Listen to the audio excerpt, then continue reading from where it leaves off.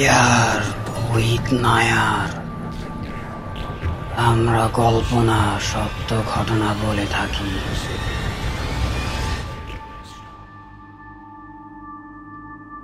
আসসালামু আলাইকুম। Fear with Nair YouTube চ্যানেলের পঞ্চম এপিসোডে আপনাদের সবাইকে স্বাগতম।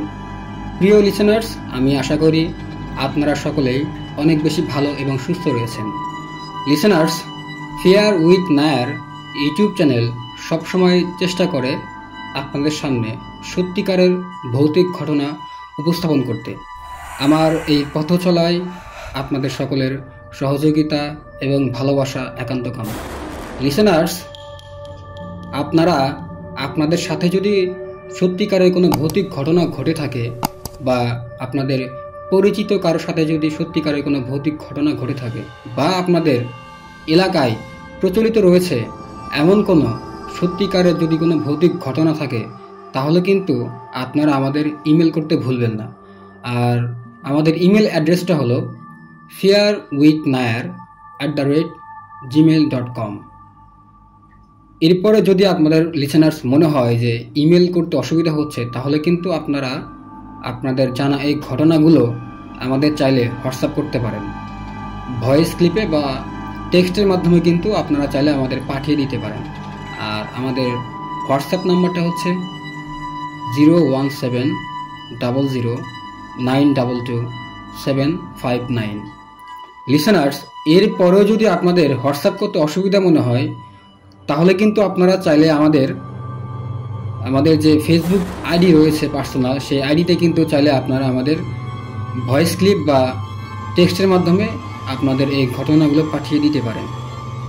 লিসেনার্স, এইখানে আমি আরেকটা কথা বলে রাখি, আমি আসলে কারো থেকে যেভাবে ঘটনা সংগ্রহ করি, আমি ঠিক সেইভাবেই আপনাদের সামনে উপস্থাপন করার চেষ্টা করি। আর আমি যখন কোনো ঘটনা সংগ্রহ করি, তখন কিন্তু আমি এই ঘটনা সম্পর্কে বিস্তারিত খুঁটিনাটি জেনে এরপর আপনাদের সামনে উপস্থাপন করি। তো যাই হোক লিসেনার্স, আজকে এই পঞ্চম এপিসোডে আমি আপনাদের সামনে দুটা সত্য ঘটনা উপস্থাপন করব। আর এই প্রথম যে ঘটনাটি আমি সংগ্রহ করেছি যার থেকে, তার নাম হচ্ছে তানজিলা হাসান আপু। আর এই তানজিলা হাসান আপুর গ্রামের বাসা হচ্ছে যশোরে। তিনি তার পড়াশোনা এবং চাকরির সুবাদে এখন ঢাকায় থাকে। এই তানজিলা হাসান আপু একটা প্রাইভেট বিশ্ববিদ্যালয়ে এখন অধ্যয়নরত আছে। আর সে পড়াশোনার পাশাপাশি বাংলাদেশের নামকরা একটা টেলিকম কোম্পানিতে ভালো একটা পজিশনে এখন সে চাকরি করে। সে যেহেতু চাকরি করে, প্রিয় লিসেনার্স, তার চাকরি করার কারণে সে কিন্তু এই যে দিনের বেলা যে ক্লাস হয়, সেই ক্লাসগুলো সে করতে পারে না। এর কারণে সে সন্ধ্যার পরে, আপনারা জেনে থাকবেন প্রিয় লিসেনার্স, অনেক বিশ্ববিদ্যালয়ে কিন্তু চাকরিজীবীদের জন্য বিশেষ ক্লাস করার ব্যবস্থা থাকে, আর সে মূলত এই ক্লাসগুলোই করায়। লিসেনার্স, যেহেতু এই তানজিলা হাসান আপু উনি চাকরিজীবী, তো ওনার অফিস মূলত শেষ হয় সন্ধ্যা 6টায়। আর উনি ওনার অফিস শেষ করার পরে এরপর ওনার ভার্সিটিতে ক্লাস করে এবং ক্লাস শেষ করে উনি কিন্তু বাসায় ফেরে। লিসেনার্স, ঘটনাটি যেখানে ঘটে এই জায়গার নাম হলো ঢাকার উত্তরা। আর এই তানজিলা হাসান আপু উত্তরার কোনো একটা সেক্টরের এক বাসায় থাকতো। তো উনি যে বাসায় থাকতো, এই বাসাটা হচ্ছে 6 তলা। আর উনি হচ্ছে এই 6 তলার চিলেকোঠায় থাকতো। উনি চিলেকোঠায় থাকতে পছন্দ করত। আর সে রুমে তার এক পরিচিত এক ছোট বোন, সেও হচ্ছে একজন ছাত্রী ছিল। আর সেও পড়াশোনা করতো ইন্টারমিডিয়েটে। তো তার সাথে এই রুমে থাকতো, মানে এই চিলেকোঠায় থাকতো। তো প্রতিদিনের মতো সে তার অফিস এবং ভার্সিটি শেষ করে সে বাসায় ফেরে এবং বাসায় ফিরতে ফিরতে লিসেনার্স তার প্রতিদিন প্রায় রাত 9টা কিংবা 10টা এরকম বাজত। তো যাই হোক, ওই দিন লিসেনার্স, এইখানে আমি আর একটা কথা বলে রাখি, সেটা হচ্ছে আপনারা অনেকেই জেনে থাকবেন, সেটা হলো উত্তরার যে সেক্টরগুলো রয়েছে, এই বাসাগুলো কিন্তু এই সেক্টরগুলোর যে রাস্তা আছে রাস্তার দুই পাশে থাকে। আর এই তানজিলা হাসান আপু এরকমই একটা বাসায় ছিল। আর ঘটনাটি লিসেনার্স যে বাসায় ঘটে সেটা ছিল তার বাসার ঠিক অপোজিটের বাসাটা। এর মানে হচ্ছে লিসেনার্স, তানজিলা হাসান আপুর বাসা ছিল রাস্তার যদি বাম সাইডে থাকে, তাহলে ঘটনাটি যে বাসায় ঘটেছিল সেই বাসাটা হচ্ছে রাস্তার ডান পাশে। আর যে বাসায় মূলত ঘটনাটা ঘটে সে বাসায় একটু বর্ণনা দিই লিসেনার্স। সেই বাসাটাও ছিল 6 তলা, কিন্তু এই বাসাটা ছিল হচ্ছে আন্ডার কনস্ট্রাকশন, মানে এটার কাজ এখনো পুরোপুরি শেষ হয় নাই। তানজিল হাসান আপু আমাকে বলেছিল যে এই বাসাটার 3 তলা পর্যন্ত কাজ শেষ হয়, কিন্তু কাজ শেষ হওয়ার পরেও এই বাসাটা ছিল একদম ফাঁকা, মানে তখন পর্যন্ত কোনো ভাড়াটিয়া ছিল না। আর বাকি যে 3 তলা ছিল এগুলোর হচ্ছে এই ছাদ ঢালাই হয়েছে, কিন্তু বাকি যে কাজগুলো আছে এগুলো তখন পর্যন্ত এগুলো বাকি ছিল। এর মানে হচ্ছে লিসেনার্স, তানজিলা হাসান আপু যে 6 তলায় থাকতো এই চিলেকোঠায়, আর ঠিক তার অপোজিটে যে বাসাটা ছিল এটাও ছিল 6 তলা। আর এই 6 তলা মূলত ছাদের কাজ হয়েছিল, আর বাকি কোনো কাজ ছিল না, মানে তখন পর্যন্ত করা হয় নাই। তো যাই হোক, এটা ছিল হচ্ছে এই তানজিলা হাসান আপু আর তার সাথে যে ঘটনাটা ঘটেছিল সেই বাসার বর্ণনা। এখন আমি মূলত মূল যে ঘটনাটা সেটা বলবো। তো প্রতিদিনের মতো এই তানজিলা হাসান আপু তার অফিস এবং ভার্সিটি শেষ করে বাসায় ফেরে। তো ঘটনাটা যখন ঘটে তখন ছিল হচ্ছে গরমকাল। লিসেনার্স, আপনারা যারা এই ঢাকা শহরে থাকেন, যারা চিলেকোঠায় থাকেন বিশেষ করে, খুব স্বাভাবিকভাবেই আপনারা কিন্তু গরমকালে রাত্রে এই আপনাদের রুম থেকে বের হয়ে বাতাস বা বিভিন্ন কাজে কিন্তু আপনারা এই রুম থেকে বাইরে বের হন। আর তার তো ছিল আরও সুবিধা, কারণ লিসেনার্স তার বাসাটা এই চিলেকোঠায় হওয়ার কারণে সে খুব চাইলেই কিন্তু বিভিন্ন সময় রাত যতই হোক না কেন সে কিন্তু এই ছাদে আসতে পারত। তো এই তানজিলা হাসান আপু করতো কি, এই সে মাঝে মাঝেই রাত করে সে তার ছাদে যে রেলিং আছে রেলিংয়ের সাথে হেলান দিয়ে সে তার ফোন নেট ব্রাউজিং করতো এবং সে তার বন্ধু বান্ধবের সাথে কথাবার্তা বলতো। এটা ছিল একদম স্বাভাবিক বিষয় এবং সে এটা প্রতিনিয়ত করত। তো একদিন হয় কি, রাত তখন প্রায় 1টা থেকে 1:30টার দিকে, তো তখন সে প্রতিদিনের মতো তার এই ইয়ারফোন কানে দিয়ে সে এই তার ফোন ব্যবহার করতেছিল এবং পরিচিত কারোর সাথে কথা বলতেছিল। তখন হয় কি, হঠাৎ করে সে খেয়াল করে তার যে অপোজিটে যে বাসাটা রয়েছে এই বাসার নিচে প্রচুর পরিমাণে এই যে কুকুর ডাকতেছিল এবং কুকুরগুলোর ডাক ছিল একদম অস্বাভাবিক। মনে হচ্ছে যে কুকুরগুলো যেন কোনো কিছু একটা দেখে খুব বেশি ভয় পাইতেছিল এবং সেই ভয় পাওয়ার কারণে কুকুর ডাকতেছিল। আর এই কুকুরগুলো তখন এই তানজিলা হাসান আপুর বাসার যে অপোজিটে যে বাসাটা রয়েছে এই বাসার উপরের দিকে তাকিয়ে থেকে ডাকতেছিল। মানে কুকুরগুলো একদম নিচ থেকে উপরের দিকে তাকিয়ে থেকে ডাকতেছিল। তো তানজিলা হাসান আপু এটাকে একদম স্বাভাবিক বিষয় হিসেবে মেনে নেয়। তো একটু পরে তার চোখ যায় হচ্ছে এই যে তার যে অপোজিটে যে বাসাটা ছিল সেই বাসার একদম ছাদের দিকে। মানে তাদের যে বাসার দূরত্বটা ছিল, প্রিয় লিসেনার্স, এটা কিন্তু খুব বেশি না। লিসেনার্স, আপনারা যারা উত্তরায় কখনো গিয়েছেন তারা দেখে থাকবেন এই বাসাগুলো কিন্তু একদম রাস্তার দুই পাশে হয়। এই রাস্তাটা যতটুকু দৈর্ঘ্য দূরত্বটা ঠিক ততটুকুই হয়। তো এই তানজিল হাসান আপু তখন খেয়াল করে যে ওই বাসায় আন্ডার কনস্ট্রাকশন যে বাসাটা ছিল সেই বাসায় একদম ছাদে উপরে মনে হচ্ছে রেলিংয়ের সাথে একটা ছেলে এবং একটা মেয়ে একদম মানুষের মতো, এরা দুজন মানে দাঁড়িয়ে থেকে কথা বলতেছে।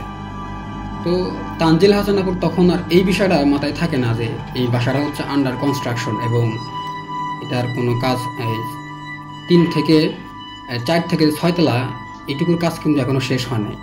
তো তখন তার আসলে এই বিষয়টা মনে থাকে না এবং তখন সে দেখতে পায় যে না, এটা একদম নর্মাল বাসার মতো, সব ঠিক আছে এবং এখানে কোনো সমস্যা নাই।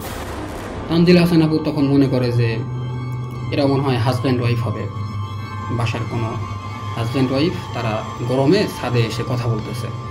তো এই দিন সে একদম এটা স্বাভাবিক হিসেবে নেয়। এরপর সে তার কাজ শেষ করে মানে ফোন ব্রাউজিং শেষ করে সে রুমে গিয়ে শুয়ে পড়ে। তো তখন ওই দিন রাত্রে তার সাথে কোনো ধরনের যে অস্বাভাবিক ঘটনা বা স্বপ্ন দেখা, ভয় পাওয়া এরকম কোনো ঘটনা ঘটে না। তো এরপর সকালবেলা স্বাভাবিকভাবেই সে তার অফিস এবং ভার্সিটি শেষ করে। ভার্সিটি এবং অফিস শেষ করার পর লিসেনার্স সে ওই দিন রাত্রে প্রায় 10টার দিকে বাসায় ফেরে। তো বাসায় ফেরার পর স্বাভাবিকভাবে সে নিজেকে ফ্রেশ করে এরপর ডিনার শেষ করার পরে সে কিন্তু প্রতিদিনের মতো সেইভাবে সে হচ্ছে তার ছাদে রেলিংয়ের কাছে এসে সে ফোন ব্রাউজিং, ফেসবুক এসব করতে থাকে। তো ওই দিন ঠিক সে একই সময় মানে এই যে 1টা থেকে 1:30টার দিকে সে আবার এই কুকুরের আওয়াজ শুনতে পায় এবং সে লক্ষ্য করে যে নিচের দিকে যখন সে তাকায় তখন সে খেয়াল করে এই কুকুরগুলো এই গতকালের মতো আবার তাদের মুখ হচ্ছে উপরের দিকে তাকিয়ে থেকে না ডাকতেছে এবং তাদের ডাকাগুলো ছিল প্রিয় লিসেনার্স একদম খুব অস্বাভাবিক। লিসেনার্স, আপনারা একটা বিষয় খেয়াল করবেন যে এই কুকুর কিন্তু তারা যখন কোনো কিছু থেকে খুব বেশি ভয় পায় তারা কিন্তু এক ধরনের ডাক দেয়, সেটা কিন্তু একদম অস্বাভাবিক। তো এরপর এই গতকালের মতো আবার তানজিলা হাসান আপুর চোখ যায় হচ্ছে তার সেই অপোজিটে যে বাসাটা ছিল সেই বাসার দিকে। তখন সে দেখতে পায় গতকাল যে দুটা ছেলে মেয়ে ছিল মানে একটা ছেলে এবং একটা মেয়ে, সে যাদের হাজব্যান্ড এবং ওয়াইফ মনে করেছিল, তো এই দুজন আজকে মনে হচ্ছে আরো একটু বেশি মানে ঘনিষ্ঠভাবে দাঁড়িয়ে আছে, মনে হচ্ছে যে একজন আরেকজনকে জড়িয়ে ধরে আছে। তো তানজিলা হাসান আপু এটাকেও একদম স্বাভাবিকভাবেই নেয়। সে মনে করে হাজব্যান্ড ওয়াইফ তারা গরমে, যেহেতু তখন গরমকাল ছিল।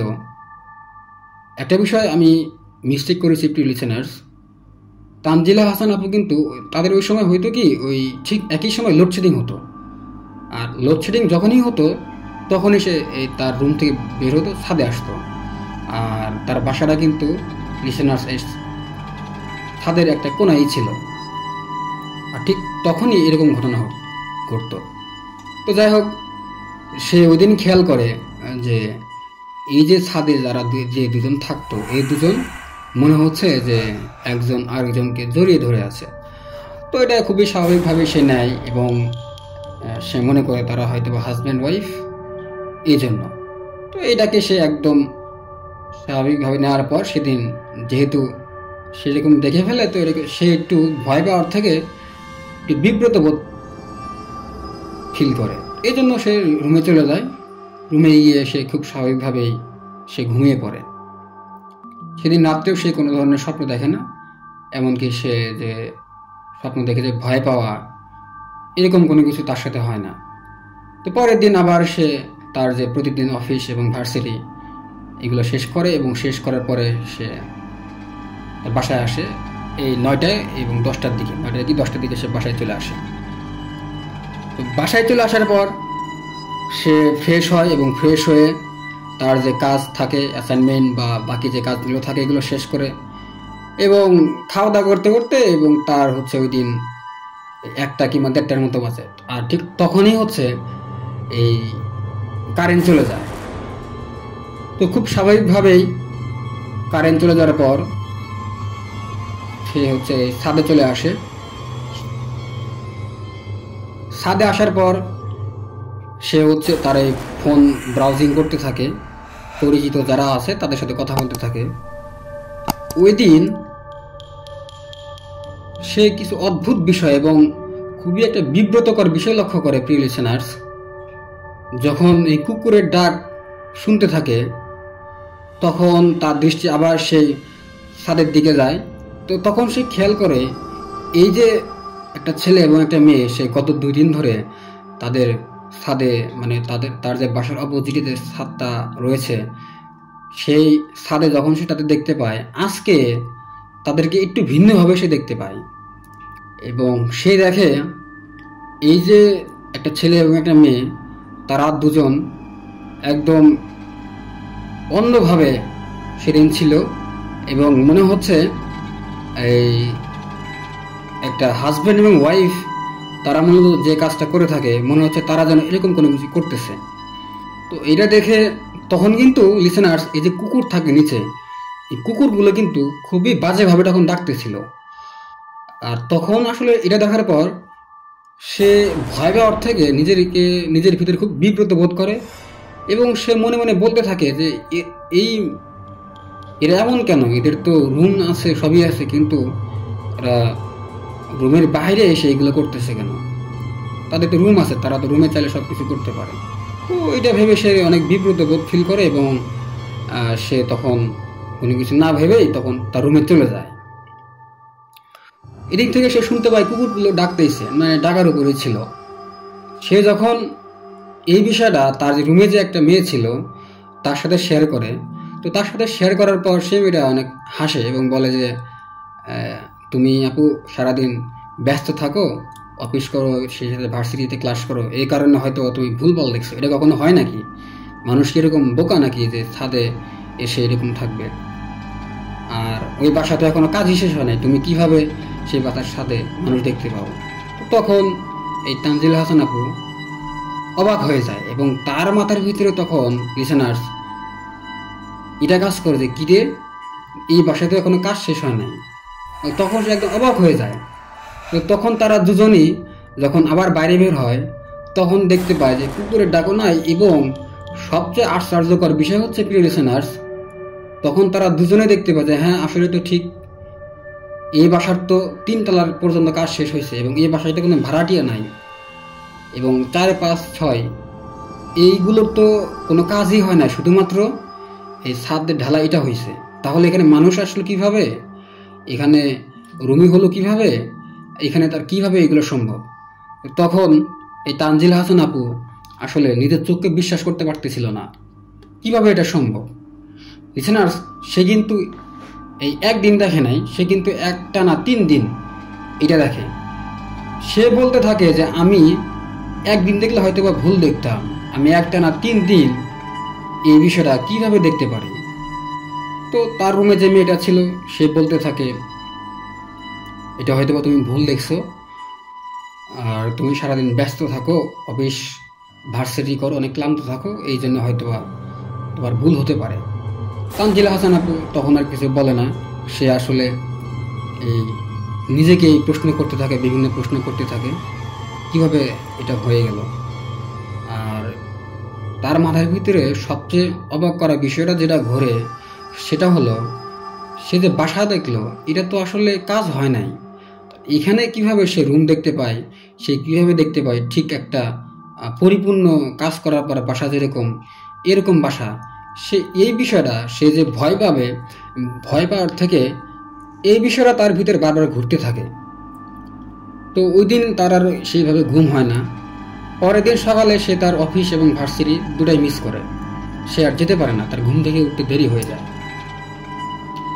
সেদিন সে যেটা করে সেটা হচ্ছে ওই যে বাসায় যে দারোয়ান থাকে নিচে, তার অপোজিটে যে বাসাটা ছিল সে বাসায় যে দারোয়ান থাকে সে সেখানে যায় এবং সেখানে গিয়ে সে তাকে সব খুলে বলে। তো সে যখন জানতে চায় এরকম এখানে কোনো কিছু হয় কি না এবং কোনো ধরনের কোনো ঘটনা হয়েছিল কিনা, তো তখন সেই বাসার দারোয়ান, এই দারোয়ান মামা তখন তাকে বলে যে তার আসলে এরকম কোনো কিছু জানা নাই। কারণ হলো প্রিয় লিসেনার্স, সেই দারোয়ান মামা বলে যে সে এখানে নতুন আর তাছাড়া সে এরকম কোনো কিছু জানে না। তো তখন এই তানজিলা হাসান আপু তখন তাকে আর কিছু জিজ্ঞেস করে না। তার মনে যে প্রশ্নগুলো ছিল এইগুলো সে উত্তর পায় না। সে খুঁজতে খুঁজতে সেখানে একটা দোকানদারকে জিজ্ঞেস করে এই বিষয়গুলো নিয়ে। তো দোকানদার প্রথম দিকে তখন তাকে আসলে কোনো কিছু বলতে চায় না। দোকানদার তাকে না বলে, কোনো কিছু না বলে, তখন সে বলে যে সেখানে যে একটা মসজিদ রয়েছে এই মসজিদের ইমাম সাহেবের সাথে কথা বলতে। তো তানজিলা হাসান আপু আর দেরি না করে সে ইমাম সাহেবের কাছে যায় এবং ইমাম সাহেব তাকে বেশ কিছু কথা বলে। অনেক আগে এখন যে বাসাটা হচ্ছে, এই বাসা হওয়ার আগে এখানে একটা বাসা ছিল, এবং এই বাসায় 4 তলায় একটা হাজব্যান্ড ওয়াইফ ছিল। তো কোনো এক কারণে তাদের ভিতরে ঝামেলা হয়, ঝগড়া হয়। এই ঝগড়ার কারণ ইমাম সাহেব বলতে পারে না।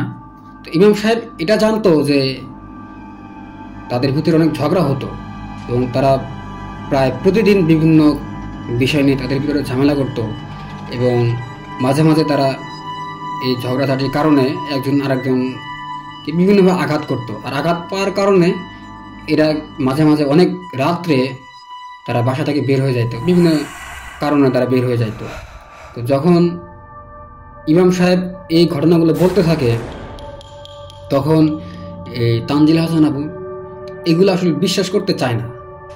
হ্যাঁ, এরকম হতেই পারে, ঝগড়াঝাটি এগুলা স্বাভাবিক বিষয়, স্বামী স্ত্রীর ভিতরে এগুলো হতেই পারে। তো ইমাম সাহেব এরপরে বলে যে এরকম একদিন কোনো এক কারণে তাদের ভিতরে ঝগড়া হয়। এই পাড়া প্রতিবেশী যারা ছিল, পাশের ফ্ল্যাটে যারা ছিল, তারা সবাই শুনতে পায় যে তাদের ভিতরে এরকম ঝগড়া হইতেছিল সেদিন রাত্রে। পরবর্তীতে সকালবেলা তারা দেখে যে না, তারা আর এই দরজা খোলা এরা তারা খুলতেছে না, বা তাদের ঘরের ভিতর থেকে, যে রুমের ভিতর থেকে যে কোনো ধরনের শব্দ, সাউন্ড পাওয়া, এটা আর কি পাইতেছে না। তো তারা বিষয়টা একটু অন্যরকম ভাবে নেয়, এবং যখন সকাল থেকে দুপুর থেকে বিকেল হয়, এরপরও যখন তাদের ঘরের ভিতর থেকে কোনো ধরনের শব্দ, সাউন্ড আসে না, তখন তারা বিষয়টা একটু অন্যভাবে নেয়। তো অন্যভাবে নেওয়ার পর তারা করে কি, এই যে বিকেলবেলা তাদের বাসায় এসে ওই রুমে গিয়ে ডাকাডাকি করতে থাকে, তাদের নাম ধরে ডাকতে থাকে। নাম ধরে ডাকার পরেও তাদের রুম থেকে কোনো ধরনের সাউন্ড পাওয়া যায় না। তো যখন এরকম সবাই অন্যভাবে নেয় যে হয়তোবা কোনো কিছু হয়েছে তাদের রুমের ভিতরে, তখন তারা দেরি না করে এই থানায় যোগাযোগ করে। থানায় যোগাযোগ করার পরে তখন পুলিশ আসে। পুলিশ আসার পরে যখন তারা ধাক্কাধাক্কি করে তাদের দরজায়, তখন কোনো ধরনের সাউন্ড আসে না। তখন পুলিশ বাধ্য হয়ে তারা এই দরজা ভাঙে, এবং ভেঙে তারা দেখতে পায় যে এই যে স্ত্রী, ওয়াইফ যিনি ছিল, উনি হচ্ছে ওনার গলায় ওড়না পেঁচিয়ে হচ্ছে সে ফ্যানের সাথে ঝুলে আছে। আর যে হাজব্যান্ড যিনি, উনি হচ্ছে সে মৃত অবস্থায় বিছানার উপরে পড়ে আছে। তো সবাই তখন উপস্থিত, সবাই তখন এই ঘটনাটা দেখে। তো পরবর্তীতে তানজিলা হাসান আপু হুজুরকে জিজ্ঞেস করে, তাহলে আমি যাদের দেখতে পেয়েছিলাম তারা কে? হ্যাঁ, আমি এটা মেনে নিয়েছি, তারা মারা গেছে, তারা এরকম অদ্ভুতভাবে মারা যায়। তাহলে আমি যাদের দেখতে পেয়েছিলাম 6 তলা ছাদে, তাহলে তারা কে? তো হুজুর তখন বলে, তারা হয়তোবা এই যারা মারা গিয়েছিল এই আগের বাসায়, তারা হয়তোবা, যেহেতু তাদের মৃত্যু দুটো একদম অদ্ভুত মৃত্যু এবং অস্বাভাবিক মৃত্যু, হয়তোবা তাদের কারেন্ট জিনগুলো মানুষকে ভয় দেখানোর জন্য তারা এগুলো করতে পারে। তো হুজুর তখন এই তানজিল হাসান আপুকে কিছু আমল দেয় এবং বলে যে এই আমলগুলো করতে আর তোমার সাথে কোনো ধরনের সমস্যা হবে না। তো তানজিল হাসান আপু ঘটনাটা যখন হুজুরের থেকে জানে, তখন এটা নিয়ে সে আর বেশি ঘাটাঘাটি করে নাই। তো পরবর্তীতে তার সাথে আর কোনো ধরনের সমস্যা হয় না, মানে সে যখন ছাদে আসে তখন সে আর কোনো ধরনের এরকম অস্বাভাবিক কোনো কিছু দেখতে পায় না। এবং মজার বিষয় হচ্ছে, পরের দিন রাতে সে ঠিকই দেখতে পায় তার যে বাসা, অপোজিটে যে বাসাটা, সে বাসা একদম ঠিক, মানে আন্ডার কনস্ট্রাকশন থাকলে যেরকম হয় এরকমই দেখতে। তো এটাই ছিল প্রিয় লিসেনার্স ঘটনা। আর এই ঘটনাটা ঘটেছিল হচ্ছে 2018 সালে। আমি আশা করি এই ঘটনাটা আসলে প্রিয় লিসেনার্স কোনো ধরনের ভয়ের কোনো ঘটনা না। এটা একটা বলতে পারেন অদ্ভুত একটা ঘটনা। আমি জানি না আপনাদের এই ঘটনা শুনে কতটুকু ভয় লেগেছে। যদি ঘটনাটা আপনাদের ভালো লেগে থাকে, তাহলে অবশ্যই আমার এই চ্যানেলটা সাবস্ক্রাইব করবেন, এবং আপনারা অবশ্যই লাইক দিয়ে কমেন্টস করে আমাদের পাশে থাকবেন, এবং এই চ্যানেলটা আপনাদের পরিচিত সবার সাথে শেয়ার করবেন। তো চলুন কথা না বাড়িয়ে আজকে ফেয়ার উইথ নায়ার ইউটিউব চ্যানেলের ৫ম এপিসোডের দ্বিতীয় ঘটনায় চলে যাই।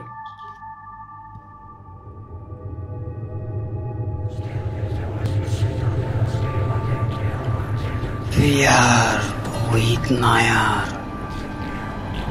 আমরা কল্পনা সত্য ঘটনা বলে থাকি।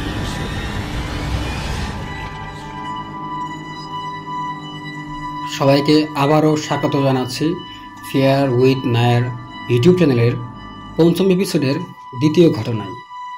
প্রিয় লিসেনার্স, এখন আমি যে ঘটনাগুলো শেয়ার করব, এই ঘটনাগুলো আমার নিজের সাথে ছোট ছোট ঘটে যাওয়া কিছু ঘটনা। আমি আশা করি প্রিয় লিসেনার্স, এই ছোট ছোট কিছু ঘটনাগুলো আপনাদের অনেক বেশি ভালো লাগবে। আর এই ঘটনাগুলো ঘটেছিল আমার নিজ জেলার সিরাজগঞ্জে। লিসেনার্স, আপনারা হয়তো বা অনেকেই জেনে থাকবেন আমার গ্রামের বাড়ি সিরাজগঞ্জ, এবং এই যে ছোট ছোট কিছু ঘটনা, প্রত্যেকটা ঘটনায় ঘটেছিল আমার নিজ এলাকায়। আর যারা আমাকে ব্যক্তিগতভাবে চিনে থাকেন তারা আমার ঠিকানাটা অবশ্যই জানেন।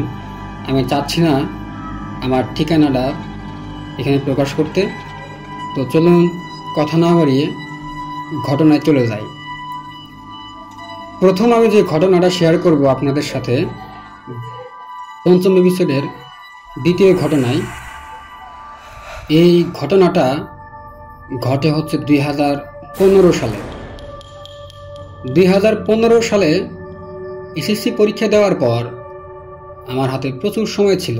আর আমি তখন প্রায় প্রত্যেকটা রাত, অনেক রাত করে বিভিন্ন জায়গায় ঘুরতাম, কারণ তখন ছিল না কোনো পড়াশোনা, তখন কোনো ধরনের বাধ্যবাধকতা ছিল না। আমি চাইলে তখন প্রিয় লিসেনার্স সারা রাতই ঘুরতে পারতাম। তো মূল ঘটনায় যাওয়ার আগে আমি যেখানে ঘটনাটি ঘটেছে সেই জায়গার কিছু বর্ণনা দিতে চাই। যারা এখন আমার এলাকা থেকে আমার এই ঘটনাটি শুনতেছেন তারা অবশ্যই আমার কথাগুলো শোনার পর আপনারা কিন্তু এই জায়গাগুলোকে অবশ্যই চিনতে পারবেন। তো ঘটনাটি যেখানে ঘটে, এই জায়গায় ছোট্ট একটা ব্রিজ রয়েছে। আর এই ব্রিজটা হচ্ছে আমাদের গ্রামের একদম শেষ মাথায়। এই ব্রিজকে স্থানীয়ভাবে বলা হয় মোগলিসের ব্রিজ। লিসেনার্স, এই ব্রিজের পাশেই রয়েছে একজনের বাড়ি, আর তার নাম হচ্ছে মোকলেস। এই ব্রিজটাকে আসলে এই মোকলেস ভাইয়ের নাম অনুসারে মোকলেসের ব্রিজ হিসেবেই সবাই বলে। আর এই ব্রিজের নিচে রয়েছে ছোট্ট একটা খাল। আর ব্রিজের একটু সামনে বিশাল বড় একটা শিমুল গাছ, এবং স্থানীয়ভাবে এই গাছকে বলে তুলা গাছ। এইটা ছিল হচ্ছে সেই জায়গার বর্ণনা। তো ওই দিন, আর 2015 সালের সম্ভবত জুন কিংবা জুলাই, এই সময়ে লিসেনার্স এই ঘটনাটা ঘটে। আর জুন জুলাই কিন্তু প্রচুর গরম। তো আমি আমার এলাকার পরিচিত কাকার সাথে তখন এই রাত্রে হাঁটতেছিলাম আমরা দুজন। আর তখন হচ্ছে আমি আমার নোকিয়া ফোনে ফেসবুক ব্রাউজিং করতেছিলাম। তো ওই সময়টাতে কিন্তু ধান কাটা হয়। আর ধান কাটার পরে এই গ্রামের অনেকেই কিন্তু এই ব্রিজের উপরে তাদের যে ঘর এবং ধান, এগুলো কিন্তু মাঝে মাঝে শুকাতে দেয়। তো আমি একটু খেয়াল করলাম যে এই ব্রিজের উপরের এক সাইডে, লিসেনার্স, ব্রিজের দুই পাশে কিন্তু বসার মতো করে, এটা আসলে ব্রিজ বললে ভুল হবে, এটা একটা কালভার্ট। তো যাই হোক, এই কালভার্ট দুই সাইডে কিন্তু বসার জন্য কিন্তু উঁচু করে একটা জায়গা থাকে। তো এই নিচে আমি দেখলাম যে সাদা পলিথিনের মতো কোনো কিছু দিয়ে হয়তোবা, আমি ভাবলাম যে এখানে হয়তোবা ধান শুকানোর পরে ঢেকে রাখছে। অনেক লম্বা একটা জিনিস, আমি ভাবলাম যে হয়তোবা ধান ঢেকে রাখার, শুকানোর পরে এখানে ঢেকে রাখছে। তো আমরা হাঁটতে হাঁটতে আমরা যখন প্রায় ব্রিজের কাছে চলে আসি, তখন আমার সাথে যে কাকা ছিল উনি হঠাৎ করে আমার হাত ধরে ফেলে। এই হাত ধরে ফেলার পর মানে আমি না চাওয়া সত্ত্বেও উনি করে কি লিসেনার্স, আমাকে জোর করে পিছনের দিকে নিয়ে যায়। এবং আমি বলি, কাকা কি হয়েছে, এরকম করতেছে কেন? সে তখন কোনো কিছু বলে না, বলে তাড়াতাড়ি চলে এখান থেকে। আমি তখন খেয়াল করি যে এই আমার এই কাকা উনি হাঁপাইতেছে, এবং হাঁপানোর সাথে সাথে দেখি যে উনি আসলে ঘেমে যাচ্ছে। তখন কিন্তু লিসেনার্স একদম পুরোপুরি জ্যোৎস্না রাত ছিল, তো তার মুখ পুরোপুরিভাবে দেখা যাইতেছিল। আমি দেখলাম সে অনেক হাঁপাইতেছে এবং ঘেমে যাইতেছে। তখন আমি যতবারই বলি যে কাকা কি হয়েছে তোমার, তুমি এরকম ঘামতেছে কেন আর হাঁপাইতেছে কেন, তখন সে কোনো কথা বলে না, এবং সে বারবার বলতে থাকে তাড়াতাড়ি এখান থেকে চল, তুই বাঁচতে চাস। তো আমার কাছে বিষয়টা অদ্ভুত লাগে যে কী ব্যাপার, কী হইল, কারণ এখানে তো আজকে প্রথমবার না লিসেনার্স। সে জায়গাটা একটু অন্যরকম জায়গা ছিল, এবং সেখানে রাত হলে প্রচুর বাতাস হইতো, আর বাতাস হওয়ার কারণে সেখানে দেখা যেত যে শুধু আমরা না, গ্রামের অনেক ছেলেরাই সেখানে এসে কিন্তু আড্ডা দিত। তো যখন এই চাচা মানে আমার কাকা আর কি, সে যখন তার বাসায় আসে, বাসায় আসার পর আমি তাকে জিজ্ঞেস করি যে কাকা কী হয়েছিল, তুমি এরকম করে আমাকে নিয়ে আসছো কেন, আর সেখানে আজকে গেলা না কেন, মানে ওই ব্রিজের কথা বললাম। তো তখন আমার এই কাকা বলে যে তুই কি খেয়াল করস নাই যে ওই ব্রিজের উপরে কি ছিল, কি বসেছিল, আমাদের দিকে যে তাকিয়েছিল, সেটা কি খেয়াল করস নাই? তো লিসেনার্স, তখন আমার মাথায় একটা বিষয় আসে যে আমি খেয়াল করেছিলাম, আমি যেটা ভেবেছিলাম সেটা হলো হয়তোবা পলিথিন দিয়ে, সাদা পলিথিন দিয়ে কোনো কিছু সেখানে এই ধান বা এরকম কোনো কিছু ঢেকে রাখছে। এবং মানুষ যখন শুয়ে থাকে লিসেনার্স, শুয়ে থাকার পর, উপর হয়ে শুয়ে থাকার পরে যদি কেউ আপনার দিকে তাকিয়ে থাকে, তখন কিন্তু মাথা উঁচা থাকে। তো আমি জাস্ট এতটুকুই খেয়াল করছিলাম যে মাথা উঁচা করে কেউ আমাদের দিকে তাকায় আছে। তখন আমার কাছে বিষয়টা একটু অন্যরকম লাগে যে হয়তোবা এরকম কোনো কিছু ছিল। তো তখন এই আমার কাকা বলে যে আমি তো আসলে তখন ফোন ব্রাউজিং করতেছিলাম, আমাকে বলতেছে কাকা যে তুই তো ফোন চাপতেছিলি, তো তুই তো খেয়াল করিস না ওইখানে আসলে কি ছিল। আমি খেয়াল করছি। আমি বললাম তুমি কি খেয়াল করছো? তখন সেই কাকা বলে যে ওইখানে একটা কিছু শুয়েছিল, তো আমরা যখন, এবং তার দৈর্ঘ্যটা ছিল অনেক বড় এবং সে ছিল একদম সাদা। তো আমরা যখন আগাইতেছিলাম তখন সেটা উঠে বসে, এবং উঠে বসে মনে হচ্ছে এটা যেন হাওয়ায় ভাসতে ভাসতে আমাদের দিকে আসতেছে। এই কারণে আমি তোকে জোর করে বাসায় নিয়ে আসি। তো আমার তখন আসলে আমি অনেক বেশি ভয় পাই, এবং আমি তখন কাকাকে বলি আমাকে এক গ্লাস পানি দাও। তো কাকা আমাকে তখন পানি খাওয়ায়। তো যখন সেদিন রাত্রে আসলে আমরা আর ঘুমাই না, তাই আমার কাকার সাথে আমি বিভিন্ন ধরনের গল্প করতে থাকি। একটা পর্যায়ে রাত প্রায় 3:30টার দিকে আমি আর আমার সেই কাকা টর্চ লাইট নিয়ে এবং লাঠি নিয়ে সেই ব্রিজের দিকে আবার যাই। তখন আমার সেই কাকার কাছে বিদেশি একটা টর্চ লাইট ছিল, এবং লিসেনার্স, এই বিদেশি টর্চ লাইট দিয়ে কিন্তু অনেক দূর পর্যন্ত দেখা যেত। তো আমরা তখন সেই শিমুল গাছের কাছে গিয়ে যখন টর্চ লাইট মারি, তখন আমরা আসলে সেই ব্রিজে কিছুই দেখতে পাই না, একদম ফাঁকা। তখন আসলে সেখানে কিছুই ছিল না। তো এরপর আমরা আর সামনে না গিয়ে আমরা বাসায় চলে আসি। তো লিসেনার্স, এটাই ছিল হচ্ছে আমার জীবনে ঘটে যাওয়া প্রথম ছোট্ট একটা ঘটনা। আর এরপরে আমি যতটুকু জানতে পারি সেই জায়গায় নাকি অনেক ধরনের ঘটনা আছে আমার সেই কাকার জানা। আমি চেষ্টা করব সেই ঘটনাগুলো সংগ্রহ করে আপনাদের সাথে এই ফিয়ার উইথ নায়ার ইউটিউব চ্যানেলের মাধ্যমে শেয়ার করা। লিসেনার্স, ঘটনাগুলো যদি আপনারা জানতে চান তাহলে অবশ্যই কমেন্ট বক্সে আপনারা আমাকে জানাবেন। তো চলুন কথা না বাড়িয়ে আজকে আমাদের 5ম এপিসোডের দ্বিতীয়ত আর একটা ঘটনায় চলে যায়।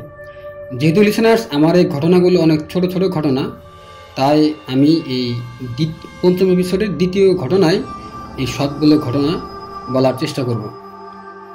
এই দ্বিতীয় যে ঘটনাটা আমার সাথে ঘটে যায়, এই ঘটনাটাও ঘটেছিল 2015 সালেই, আমার এই পরীক্ষার পরেই, এসএসসি পরীক্ষার পরেই। মূলত এসএসসি পরীক্ষার পর আমি রাত করে অনেক বেশি ঘোরাফেরা করি, আর এই যখন রাত করে ঘোরাফেরা শুরু করি তখনই আমি এই ঘটনাগুলো প্রত্যক্ষ করি। দ্বিতীয় ঘটনাটা যখন ঘটে তখন এই আমার এই কাকাই আমার সাথে ছিল, যার কথা একটু আগে আর একটা ঘটনা আপনাদের বললাম প্রিয় লিসেনার্স, সে তখন আমার সাথে ছিল।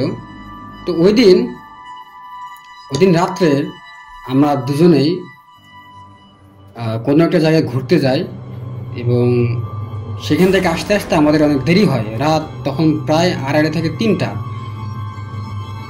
তো লিসেনার্স, আমাদের পাশের গ্রামে একটা ব্রিজ আছে এবং সেই ব্রিজটা হচ্ছে 12মেশা ব্রিজ নামে পরিচিত। যারা এখন আমার এই ঘটনাটা আমার এলাকা থেকে শুনতেছেন তারা অবশ্যই চিনতে পারবেন। এই ব্রিজের নাম হচ্ছে 12মেশা ব্রিজ। তো এই 12মেশা ব্রিজের উপরে যখন আমাদের সিএনজি যখন আসে, একটু পর আমার ওই কাকা সিএনজি থামায় এবং সিএনজি থামানোর পরে আমাকে বলে যে দেখ সামনে কি হইতেছে। তো লিসেনার্স, আমি তখন দেখতে পাই ব্রিজের নিচে আর একটু দূরে, প্রায় 200 ফিট দূরে দেখতে পাই যে সেখানে একটা বার্জার। সেই জায়গাটা আমি কিন্তু লিসেনার্স অনেক আগে থেকে চিনি, কারণ আমাদের পাশের গ্রামে ছিল এবং বিভিন্ন সময় আমার আসলে সেখানে যাওয়া হতো বিভিন্ন কারণে। অনেক সময় দেখা যাচ্ছে যে আমি সেখানে একটা মাঠ আছে লিসেনার্স, স্কুলের মাঠ, সেই মাঠে গিয়ে কিন্তু আমরা খেলতাম। তো সেখানে দেখি, সেই বার্জারে দেখি একটা আগুন মানে কুণ্ডলির মতো গোলাকার হয়ে জ্বলতেছে। তো আমি আমার কাকাকে বললাম যে এত রাত্রে আগুন কেন, চলো হয়তো বা কি বিপদে পড়ছে এই জন্য আগুন জ্বালাইছে। তো আমার কাকা একটু পরে বলে, দাঁড়া দেখ কি হয়, দেখতে থাক, এটা কোনো স্বাভাবিক আগুন না। তো লিসেনার্স, আমি দেখতে পাই যে এই আগুনটা একটু পরে গোল হয়ে একটা বলের মতো হওয়ার পর উপরের দিকে উঠতেছে, মানে বার্জারের উপরের দিকে। তো আমি তখন একদম মানে ভয় পাওয়ার থেকে হা করে তাকিয়েছিলাম, কি হচ্ছে এটা, আগুন কি এইভাবে উপরের দিকে ওঠে নাকি। তখন আমি দেখতে পাই যে একদম আগুনটা উপরে উঠতেছে, ওঠার পর আস্তে আস্তে আস্তে আস্তে মনে হচ্ছে আরো ছোট হচ্ছে। এরপর আমার কাকা ওখানে দেরি না করে সে সিএনজি চালানো আবার শুরু করে। তখন সে বলে এখানে থাকা যাবে না, বিপদ হতে পারে। এই কথা বলে তখন সে বাসায় এসে পড়ে। লিসেনার্স, ছোটবেলায় আমি এই 12মেশা ব্রিজ নিয়ে বিভিন্ন ধরনের ঘটনা শুনতাম। এখানে অনেক ধরনের ঘটনা আছে, যখন এই ব্রিজ যখন হওয়ার আগেও এখানে নৌকা চলাচল করতো এবং আমি শুনেছি যখন বড় বড় মহিষ যখন পার হইতো এই খালে, তখন কিন্তু লিসেনার্স বিভিন্ন সময় নাকি এই মহিষ আর পাওয়া যেত না। এই মহিষ নাকি একদম গায়েব হয়ে যেত এবং মহিষ যদি এই খালের ভিতরে গিয়ে যদি পানিতে পড়ে মারা যাওয়ার পরে কিন্তু অনেক সময় দেখা যায় কোনো কিছু যখন পানিতে মারা যায় এরপরে কিন্তু তার লাশটা ভেসে ওঠে। তো লিসেনার্স, এখানে নাকি এরকম ঘটনা ঘটতো। আমি চেষ্টা করব আপনাদের জন্য এরকম এই ঘটনাগুলো সংগ্রহ করে আপনাদের ফেয়ার উইথ নায়ার চ্যানেলের মাধ্যমে আপনাদের আমি শোনানোর চেষ্টা করব। তো এতটুকু ছিল এই ঘটনাটা একদম ছোট্ট একটা ঘটনা। এখন আমার সাথে ঘটে যাওয়া তৃতীয় ঘটনায় আমি চলে যাব। তো এই ঘটনাটা ঘটে হচ্ছে লিসেনার্স আমার নিজ গ্রামেই। ঘটনাটা ঘটে 2020 সালে। আপনারা লিসেনার জেনে থাকবেন 2020 তখন কিন্তু করোনা ভাইরাসের প্রকোপে বিশ্ববিদ্যালয়, স্কুল, কলেজ সব কিছু ছুটি ছিল। তো আমিও আমার কলেজ ছুটি থাকার কারণে আমি আমার গ্রামে চলে যাই এবং গ্রামে গিয়ে সেই সময় করোনার ভিতরে আমি তখন এই স্পোকেন ইংলিশ শেখার চেষ্টা করি। আর এর কারণে আমি রাত জেগে বিভিন্ন জনের সাথে আমি এই স্পোকেন ইংলিশ প্র্যাকটিস করতাম বিভিন্ন জনের সাথে, দেশে বিদেশে বিভিন্ন জনের সাথে আমি তখন মেসেঞ্জার, হোয়াটসঅ্যাপ তাদের সাথে কথা বলতাম এবং নিজের যে ফ্লুয়েন্সি সেটা বাড়াতাম। তো এমনই এক সময়, এর আগে প্রিয় লিসেনার্স যেখানে ঘটনাটা ঘটে সেই জায়গার একটু বর্ণনা দেই। তো ঘটনাটা ঘটে আমার নিজ গ্রামেই, এবং কোন জায়গায় ঘটে এটা আমি লিসেনার্স আমি বলতে পারছি না বিশেষ কারণে। তো যেখানে ঘটনাটা ঘটে এখানে একটা রাস্তা ছিল, রাস্তাটা এখনও আছে। রাস্তার পাশে ছিল একটা বড় একটা বাঁশঝাড়, মানে বাঁশ ঝাড় বললে ভুল হবে, এখানে আসলে অনেকগুলো বাঁশঝাড় ছিল, মোটামুটি একটা বাঁশ বাগান। আর এই বাঁশ বাগানের পিছনে ছিল একটা পরিত্যক্ত পুকুর, মানে এখানে পানি থাকতো না, বর্ষাকালে শুধু পানি হতো, পানি জমতো, আর পানি জমার পরে এখানে ব্যাঙ থাকতো প্রচুর। তো তখন ছিল গরমকাল, আর তখন পুকুরে পানি ছিল না। তো যখন গ্রামের সাধারণত হয় কি, যখন কোনো পুকুরে পানি থাকে না, মানে এরকম পরিত্যক্ত পুকুর হয়, তখন কিন্তু লিসেনার্স এই গ্রামের মানুষজন কিন্তু এইসব পুকুরগুলোতে তাদের ময়লা আবর্জনা ফেলা শুরু করে। ঠিক তেমনভাবেই এই গ্রামের মানুষ এই পুকুরটাতে ময়লা আবর্জনা ফেলা শুরু করে। এই পুকুরটা ছিল, পুকুরের পাশেই ছিল হচ্ছে একটা বাড়ি, এবং এই বাড়ি মানুষজন করতো কি, তাদের যে রান্না বাড়ির পর যে ময়লাটা হতো, এই ময়লাটা তারা এই পুকুরে ফেলে দিত।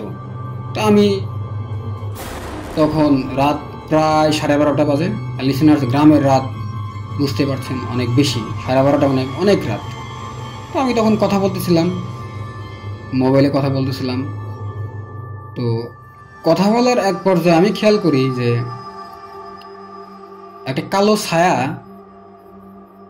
আমার সামনে দিয়ে চলে যায়, এবং এই ছায়াটা ছিল একদম, আমি যেটা বুঝতে পারি, এই ছায়াটা ছিল একটা মেয়ে মানুষের মতো অবয়ব। ওই অবয়বটা আমার সামনে দিয়ে চলে যাওয়ার পর মানে মনে হচ্ছে বিদ্যুতের গতিতে চলে গেল।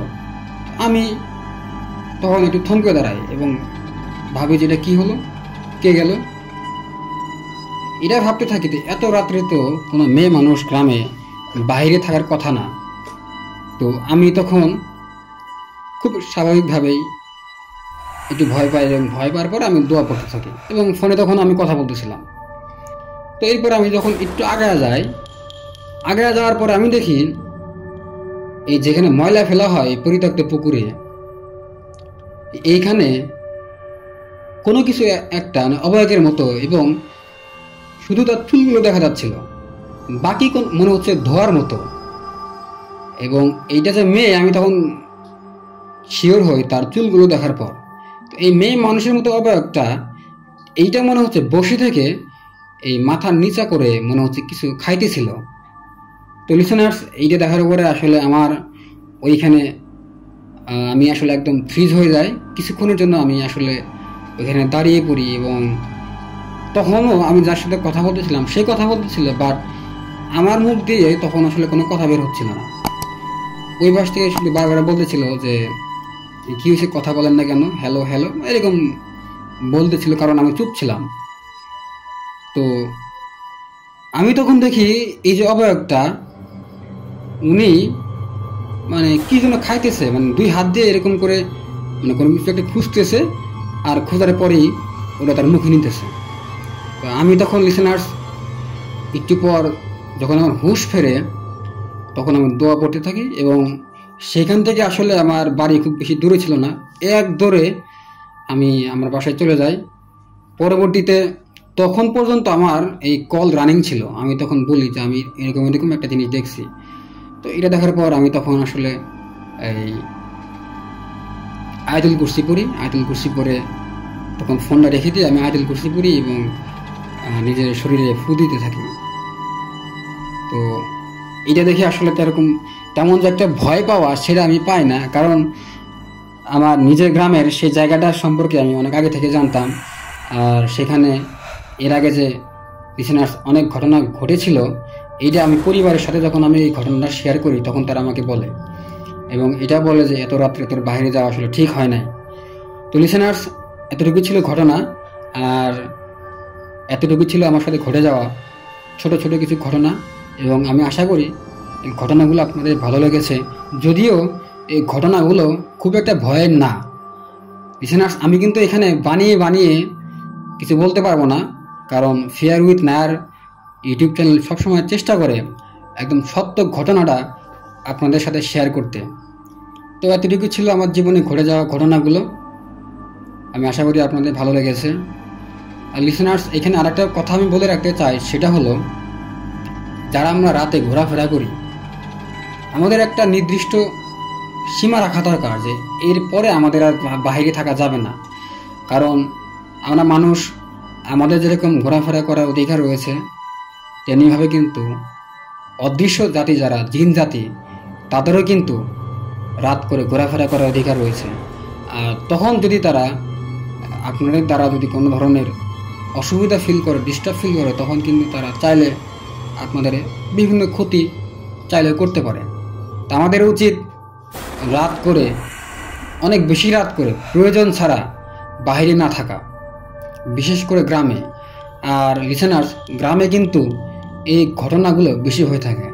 তো যাই হোক লিসেনার্স, আমি আপনাদের কাছে অনুরোধ করব, যদি আপনাদের কাছে এরকম কোনো ঘটনা ঘটে থাকে বা জানা থাকে, বা আপনার এলাকায় যদি পরিচিত কারো কাছে এরকম ঘটনা থাকে, তাহলে কিন্তু আমাদের ইমেল করতে আপনারা ভুলবেন না। আর আমাদের ইমেল ঠিকানাটা কিন্তু আপনারা এখন এই স্ক্রিনে দেখতে পাচ্ছেন। সকলেই ভালো থাকবেন, সুস্থ থাকবেন। আসসালামু আলাইকুম, আল্লাহ হাফেজ।